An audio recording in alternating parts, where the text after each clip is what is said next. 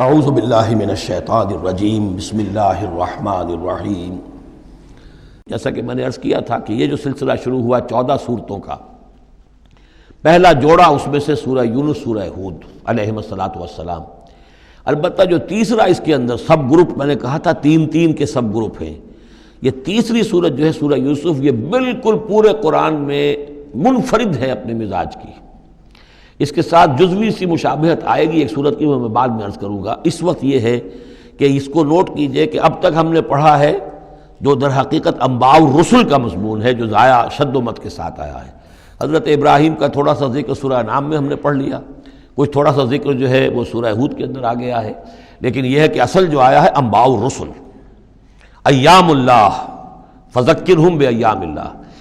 یہ قصص النبیین کے اعتبار سے یہ منفرد صورت ہے، پوری صورت ایک نبی کے حالات پر مشتمل۔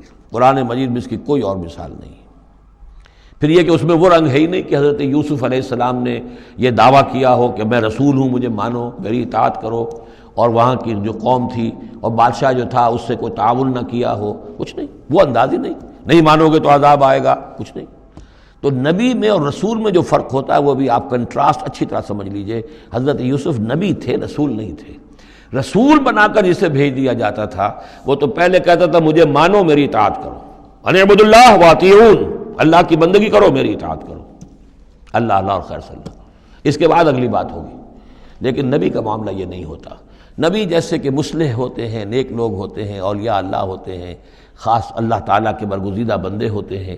اب ظاہر بات ہے کہ ایسے بھی ہوتے ہیں جیسے ہماری اس امت کے اندر حضور کے بعد کتنے ہیں اولیاء اللہ پیدا ہوئے ہیں، اونچی شخصیتیں، کیونکہ وحی کا دروازہ بند ہو چکا ہے، نبی ان میں سے کوئی نہیں ہے۔ لیکن انبیاء بنی اسرائیل جو ہیں وہ گویا کہ اولیاء اللہ ہی تھے زیادہ تر، لیکن ان پر وحی بھی آتی تھی، وہ تسلسل جو ہے وحی کا چل رہا تھا۔ لیکن رسول وہی تھے کہ جنہیں تعین کے ساتھ کسی قوم کی طرف بھیج دیا جائے۔ حضرت یوسف کے جو یہ واقعات یہاں آ رہے ہیں اس تفصیل کے ساتھ، اور پوری صورت نازل ہوئی ہے، اس کا ایک سبب ہے۔ میں نے آپ سے عرض کیا تھا کہ یہ جو آخری دور تھا مکی، آپ کے قیام مکہ کے دور کا، زمانے کا، تو اس میں یہ کہ چیزیں پہنچ چکی تھی مدینے میں بھی خبریں، اور مدینے میں اہل کتاب کے یہود کے کان کھڑے ہو گئے تھے۔ اب انہیں تو امید تھی، منتظر تھے، نبوت تو آخری ظاہر ہونے والی ہے، لیکن سمجھتے تھے ہم میں سے ہوگا۔ یہاں بات بالکل جو ہے وہ تلپٹ ہو رہی ہے، لہذا وہ اب کچھ نہ کچھ شوشے چھوڑتے رہتے تھے اور انہیں کہتے تھے اپنے پیغامات کے ذریعے سے کہ اچھا تمہارے ہاں سنا کسی نے نبوت کا دعویٰ کیا ہے، اچھا تو اس سے یہ سوال پوچھو کہ یہ ابراہیم تو آباد تھے فلسطین میں، یہ جو یہودی بنی اسرائیل ہے یہ مصر میں کیسے پہنچ گئے، جو وہاں سے پھر حضرت موسیٰ ان کو نکال کر لے کر آئے، لیکن کیسے پہنچے، پہنچنے کا سبب کیا تھا، کیا ماجرا تھا؟ یہ اب تاریخ کا ایک سوال تھا جو انہوں نے کر دیا۔ اس کے جواب میں اللہ تعالیٰ نے یہ صورت نازل فرما دی، اور اس قدر خوبصورت انداز میں نازل کی ہے۔ اور میں آپ کو ایک اور بات بھی بتا دوں کہ میرا قرآن مجید کے ساتھ جو معنوی تعارف ہوا ہے پہلی مرتبہ صحیح معنی میں، وہ اسی سورہ یوسف کے حوالے سے ہے، اور سورہ یوسف کی تفہیم القرآن مولانا مودودی کی۔ 1947 میں میں میٹرک کا امتحان دے چکا تھا، ہمارا رزلٹ بھی آ چکا تھا، لیکن یہ کہ اس کے بعد وہ فسادات کیا قتل عام شروع ہوا مسلمانوں کا مشرقی پنجاب میں۔ میں حصار میں تھا، تو حصار اس شہر کا نام تھا، لیکن ہم اس میں محصور بھی ہو گئے۔ تقریباً 1.5 مہینہ ہم نے مورچے بنا لیے اور اپنی حفاظت کرتے رہے۔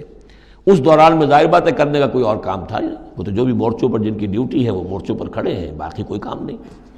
تو میں اور میرے بڑے بھائی اس زمانے میں پھر ایک مسجد کے اندر بیٹھ کر، چونکہ انہوں نے بھی، وہ مجھ سے تو ویسے 6 سال بڑے ہیں، انہوں نے بھی جب میٹرک کیا تھا تو عربی پڑھی تھی، اور میں نے تازہ میٹرک کیا تھا اور میرے پاس بھی عربی کا مضمون تھا، تو پھر یہ ہم پڑھتے تھے۔ اور ترجمان القرآن جو مولانا مودودی کا رسالہ تھا، اس میں ان دنوں تفہیم القرآن میں یہ سورہ یوسف کی تفسیر شائع ہو رہی تھی، تو ان دنوں ہم مسجد میں بیٹھ کر یہ سورہ یوسف تفہیم القرآن سے، پھر چونکہ مجھے کچھ عربی آتی تھی اور تازہ تھی، اچھی تھی، تو اس میں یہ کہ ہماری گفتگو بھی ہوتی تھی، مذاکرہ کرتے تھے۔ تو اس طریقے سے جو پہلا بیرا، اس سے پہلے بھی بہرحال یہ کہ قرآن ہے، اللہ کا کلام ہے، اللہ کی کتاب ہے، ہمارا اس پر ایمان ہے، کچھ اس کو سمجھنا، کچھ پڑھنا، یہ تو تھا، لیکن جو ایک معنوی ایک ربط قائم ہوا، ذہنی رشتہ ہے، قلبی رشتہ، وہ در حقیقت سورہ یوسف اور سورہ یوسف کی بھی وہ تشریح و تعبیر کے جو مولانا مودودی نے تفہیم القرآن میں کی۔ بسم اللہ الرحمن الرحیم، الف لام را، تلک آیات الکتاب المبین، یہ ایک روشن آیات کی کتاب کی آیات ہیں۔ انا انزلناہ قرآنا عربیا، ہم نے اس کو نازل کیا ہے عربی قرآن بنا کر۔ کس کو نازل کیا ہے؟ وہ جو ام الکتاب میں ہمارے پاس ہے، وہ جو لوح محفوظ میں ہے، اس کو ہم نے اتارا ہے اب محمد پر، تو قرآن عربی بنا کر اتارا ہے۔ لعلکم تعقلون، تاکہ اے عربو، اے عرب کے رہنے والو، اے امیین کہ جن کی طرف اولین بعثت ہمارے رسول کی ہوئی ہے، تم اچھی طرح سمجھ سکو۔ نحن نقص علیک احسن القصص، اے نبی ہم آپ پر بیان کرنے لگے ہیں بہترین بیان۔ یہ قصص نہیں ہے، قصص ہوتا قاف کے زیر کے ساتھ تو قصے کی جمع ہوتا، کہ بہترین قصہ ہم آپ کو سنا رہے ہیں، نہیں، احسن القصص، قصص جو ہے یہ یہاں پر یہ مصدر ہے، بہترین بیان، ہم آپ کے سامنے بہترین بیان پیش کر رہے ہیں، بما اوحینا الیک ھذا القرآن، اس قرآن کے ساتھ جو ہم نے آپ کی طرف وحی کیا ہے۔ وَإِن كُنتَ مِن قَبْلِهِ لَمِنَ الْغَافِلِينَ، اور یقیناً آپ اس سے پہلے، اس قرآن میں اس قصے کے آنے سے پہلے، قرآن میں اس بیان کی آمد سے پہلے، وحی سے پہلے آپ یقیناً بالکل ناواقف تھے، غافل تھے، آپ کو کچھ معلوم نہیں تھا کہ یہ حضرت یوسف کیسے وہاں پہنچے اور بنی اسرائیل کیسے پہنچ گئے۔ اس قال یوسف لابیہ، حضرت یعقوب علیہ السلام کی ایک تو بڑی بیوی تھی، ان سے 10 بیٹے تھے، بڑے تھے، جوان تھے، پھر ایک چھوٹی بیوی تھی، ان سے یہ 2 بیٹے تھے، یوسف بڑے ان میں سے اور بنیامین چھوٹے، 12 بیٹے تھے ان کے یہ۔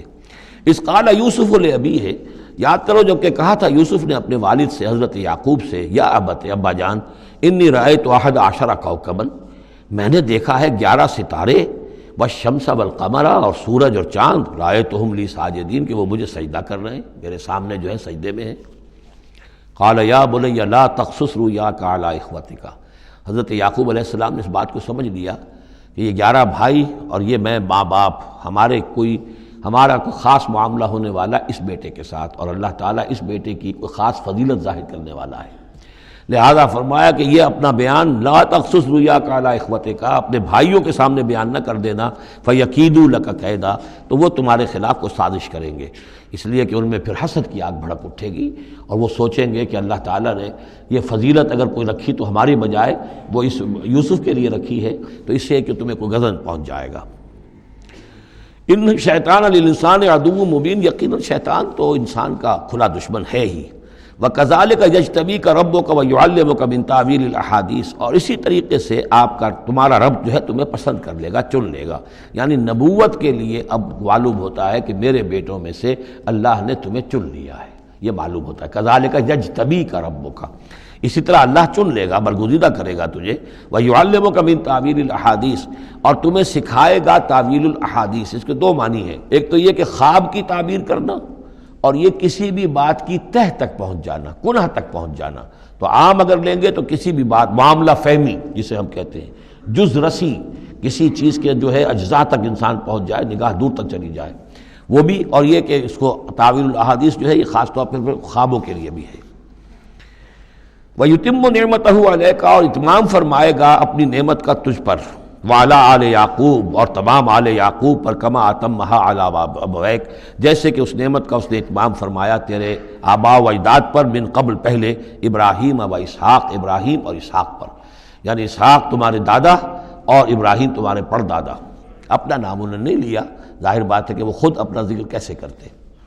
ان ربک علیم حکیم، یقیناً تیرا رب جو ہے وہ علیم ہے اور حکیم ہے۔ صدق اللہ العظیم۔